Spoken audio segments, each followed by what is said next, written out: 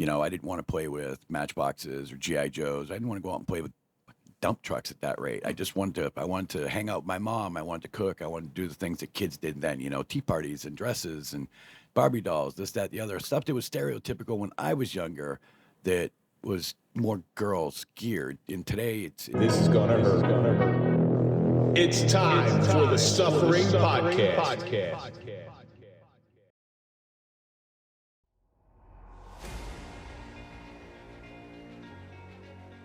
Comfort is a very subjective situation that is unique to every individual on the planet.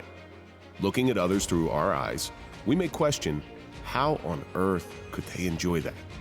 We judge their life through our own feelings. Differences are what make the world go round and life worth living. As interesting as you believe that you are, with remarkable brevity, the conversation with yourself will stagnate and become boring.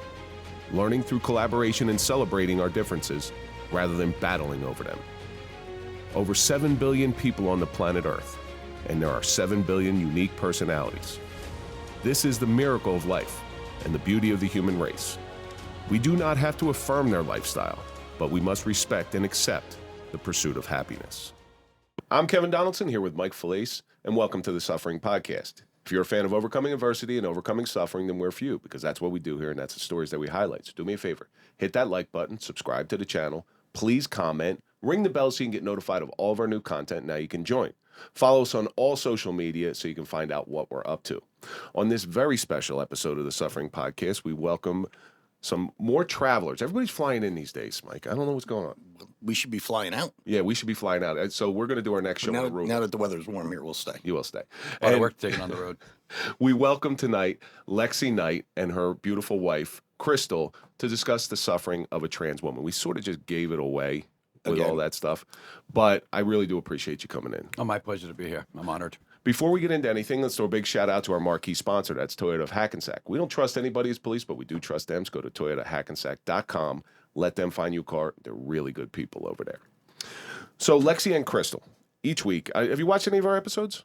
I've watched a few. We watched a few. Each week we take a question from our audience. You got sick of us already, so you stopped watching? No, it's time for me. I don't have a lot of it. You got to get a little backstory into how we operate. But this week's social media question comes from Harmony and Bones. What do people misunderstand about you? Lexi, I'm going to start this one off with you. I think that the number one thing that people misunderstand about trans people is that it's somehow the word transsexual and trans seem to inherently go together. And so the one thing that people misunderstand about me or any of ours, is that it's sexual, that it's a fetish, it's a kink, some sort of sexual perversion, when in fact it's not. There are those out there, but it's a different, some guys just lifestyle. Yeah, I was going to say, it's not trans. It's not living your life like I live my life like a very normal person. I have, chores to do, and, I got to take kids to school, pick them up, their activities, this, that, the other, and I have a job. Dreams and aspirations, pretty much like anybody else. So in other words, you're telling me that you're a person. You're a human being. Believe it or not, I am. Okay, because that was my first question. Are you an actual real human being? But Nanu. I think so. Wow, you are dating yourself, my friend. I am. I'm very old. Crystal, what do you think? So what is something that somebody misunderstands about you? I think the biggest thing that they misunderstand is I got married for love, not for a situation. Shits and giggles. Yeah. So you got married, so you didn't get married for love? No, I did get married for okay. love. Okay. Most people ask, well, why did you stay? Oh, yeah, because we're going to get into that whole story. And that's something I want to touch on with you. Mike, what do you think? Most people think I'm mean. Yeah. They say I have resting Jersey face. Everybody thinks I'm never happy because I'm always happy, but I just don't smile. I don't show it outwardly. It's the way I am. Something applicable to tonight. You'll see two people sitting here across the table from somebody who you wouldn't think we would accept into our lives. But as it turns out, because people will look at me, and I'm sure they do this with you as well, they will judge everybody by their appearance. They'll judge that book by its cover. And I love it when people judge books by their cover because it automatically gives you an advantage. You're right. They'll see me, they'll see my size, they'll see, and I'm not overly huge, I'm not like freakishly big, but they'll look at me and, oh, you're a big, dumb football player. So number one, they think I'm stupid. They're not wrong. They're not wrong. So they'll think I'm stupid, which I love because now I automatically have an advantage against them. Okay. Second thing is, and it applies to you, that we're not accepting of other people's lifestyle. I accept everybody. Yep. Hey, listen, you do you and let me do me.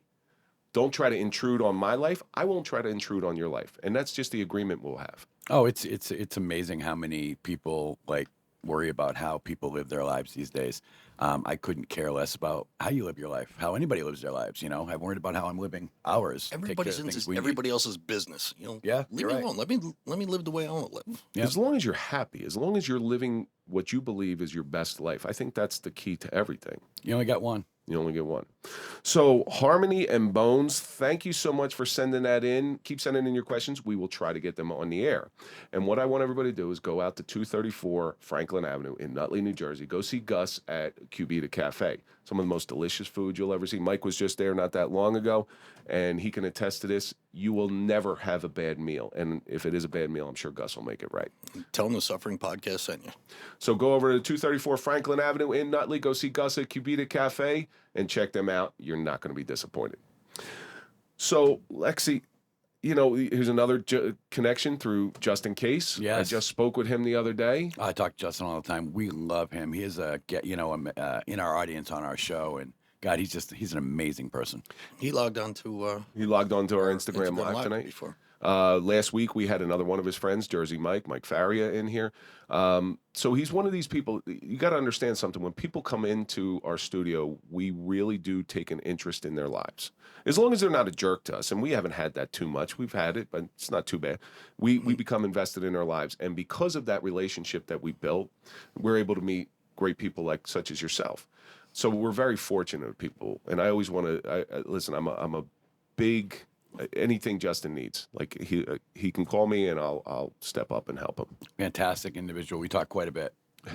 So why don't you give our audience a little bit about the way you grew up? Because I don't want to give away the whole bag of nuts yet.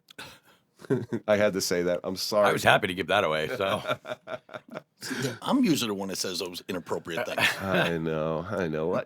So you're gonna find that when we get uncomfortable, we'll make these stupid little jokes. Don't take offense to it, please. none taken. I think you'd be pretty hard pressed to offend me. It's nice to know you're uncomfortable, though. There are certain questions that are going to make me a little uncomfortable tonight because I've never had the freedom to ask what I want to ask. I'm curious. Can you imagine being uncomfortable? No. No, me neither. I'm Inquiring minds want to know. Right? But I'm curious about these things, and you have been so gracious to open up your lives to us. Yes. And really answer those questions. And what my hope is people will become more accepting. They don't have to affirm what you do or your lifestyle, but we want them to accept you as a human being. So why don't you tell our audience a little bit of how you grew up? Well, I mean, I grew up the typical suburban childhood, like most people. My father was a devout Catholic, married to my mom, and our grandmother lived with us. And I had a brother that grew up with me. I mean, we grew up pretty normal suburban neighborhood. The only difference 2.5 kids and a dog. Pretty much, And yeah. a white picket fence. Mm-hmm. The only difference about my childhood was what happened behind the closed doors. That's where things get a little complicated for me. My father was not a kind man, not to me anyway. Everything was great right up until my parents got divorced. When my parents got divorced, that's when my life turned to shit. And what age are we talking about here? About 6 or 7. All right. And what part of the country did you grow up in? I grew up in Massachusetts, Central Mass. Oh, so you're a New Englander. Okay. I am, yeah. Can you still turn on the Boston, Massachusetts accent? Park my car in Harvard Yard next to the garage, bottle of water. Yeah. I sure can. Okay, you'll fit in real well with the Hoboken crowd. You a Red Sox fan? I don't give a crap about sports. Okay. Couldn't care less. All right, so as long as you're not a Patriots or a Red Sox fan, you're good in this. You could stay. Yeah. So at 6 or 7 years old, this family unit that you always thought was just going to be there forever sort of just dissipates. What happened between your parents? My parents got divorced. I was in kindergarten when my parents got divorced.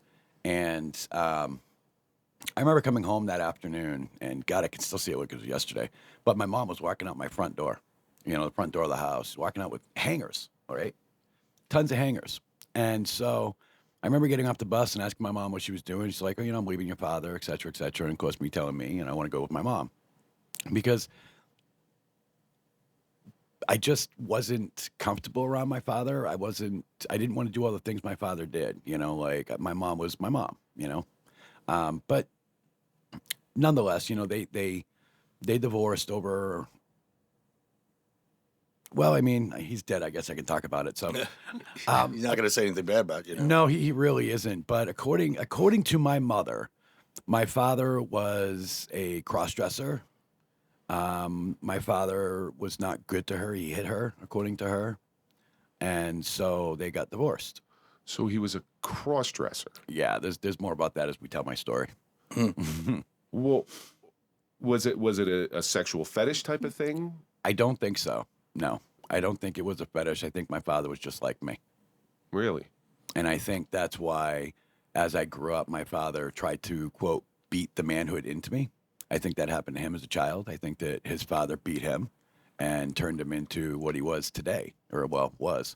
And so as I grew up, the more I screamed girl, because I had Cabbage Patch dolls and stuffies and, I didn't want to play with Matchboxes or G.I. Joes. I didn't want to go out and play with dump trucks at that rate. I wanted to hang out with my mom. I wanted to cook. I wanted to do the things that kids did then, tea parties and dresses and Barbie dolls, this, that, the other. Stuff that was stereotypical when I was younger that was more girls geared. And today it's kind of, everything. But So you do you think your father did that on purpose because he didn't want you growing up the way that he grew up?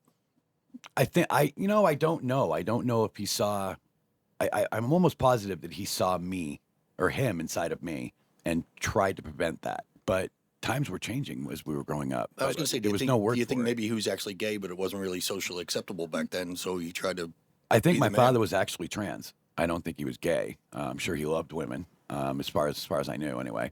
But I think that he was trans, and it was instilled into him to pretty much beat out of him. what years are we talking about? What, 70s, 80s? We're talking the early '80s, so It was just starting to come in. yeah. But you have somebody, if he were to come out openly about that, you got to talk. You're right in the middle of the AIDS epidemic, That's right. and AIDS was like a catching disease for anybody who wasn't straight when it first came out.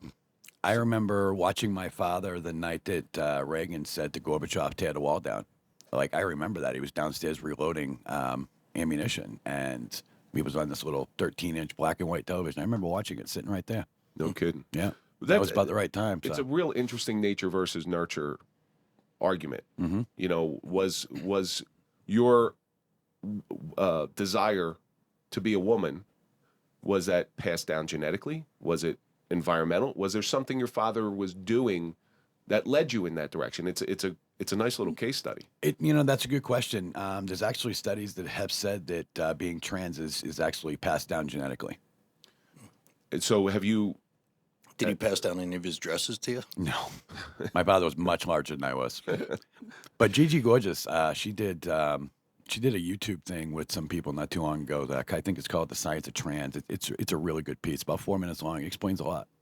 A lot of people always want to say that it's nature, right? It's nature because if you're feeling this way, it's easier for you to say that you were born this way than you were turned this way. Right? Because people think if you were turned this way, you can be unturned this way. That's why you have a lot of gay conversion therapy and things like that. But yeah, God, psychologists would love to get a hold of you. Oh, well, I'll tell you, some people think that my life is the way it is because of, abuse, but that wasn't anything to do with it, because a few years prior to my parents getting divorced, I had actually walked up to my mom. My mom was a paramedic. She worked during the day. And so I had actually walked up to my mom. She was sleeping that morning, and I woke her up. I remember walking around the bed to her. My father had this big king-size waterbed. And I remember walking up to her and going, Mommy, Mommy, Mommy, Mommy. And I remember waking her up. My mom always slept in the nude, so it was really different, and it was like, I kind of handed my mom a pair of scissors, and I looked at her and said, Mommy, cut it off. I didn't want my penis, and I told my, it's like my favorite part of myself. I had no attachment. To me, it was more of a skin tag. Skin tag. But I swear to God, I was Like so a happy it was big gone. pimple. Yeah, exactly. It was really annoying. It's part of my life. But I remember telling my mom, cut it off, and she'd look at me and she'd say, well, you can't do that. You're a boy, blah, blah, blah. But what steered me away a lot of that was about 2 weeks later, we're talking Memorial Day time. My father used to have these big clam bakes where he would have, the whole family over and et cetera. And I remember sitting at the table after this was all done. And we had the breezeway between our garage and our porch. And I remember sitting in the very back corner. And my mom sat here, I sat here. It was my brother and then my dad. And then family over here and another table behind us or whatever.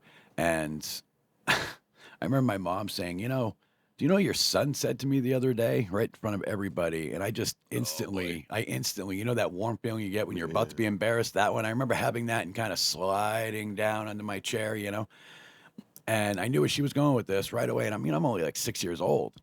And she says, your son told me the other day that he wanted to cut his penis off. And I remember everybody just stopping and looking at me. And Like a fart in church. Yeah, mortifying. It was, if you can mortify a 6-year-old, that was the time to mortify a 6-year-old.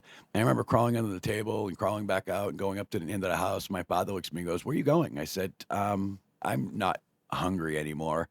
And he goes, "No, you're going to sit your ass down and you're going to eat. And we'll talk about this later." Well, later wasn't good. Later got my ass kicked. But, how can you embarrass me in front of the family, et cetera, et cetera? It's like, whoa. I'm thinking to myself, I didn't say it. She did. Yeah, she what embarrassed the hell? I said that in confidence, woman. Yeah, well, that was kind of it. I thought I could talk to my mom about anything back then, but I guess that just didn't pan out. So there was that. Well, so your mother obviously knew that your father had these tendencies to dress as a woman, and I don't think your mother liked it, apparently. Well, clearly no. She divorced him a few years later. Right, so... I think they were married 12 years, if I'm not mistaken. Now, what was the final straw with your parents getting divorced? I don't know. I never asked my mom. I'm guessing it was my father probably hitting her, treating her like ass. Do you think it had anything to do with him dressing as a woman? I think that's part of it. My mom's told me some stories over the years, so yeah, I think that's part of it. Wow. Instead of going out to dinner, taking his wife out to dinner, he'd throw a dress on and go to some Now, do you think that would cross-dress function. if you would have seen your father as a woman, like say you just walk in the bedroom, do you think it would have given you a different view of your father? I don't know. That's a great question because I found out some information later, which we'll talk about a little bit later, that was quite stunning on his deathbed.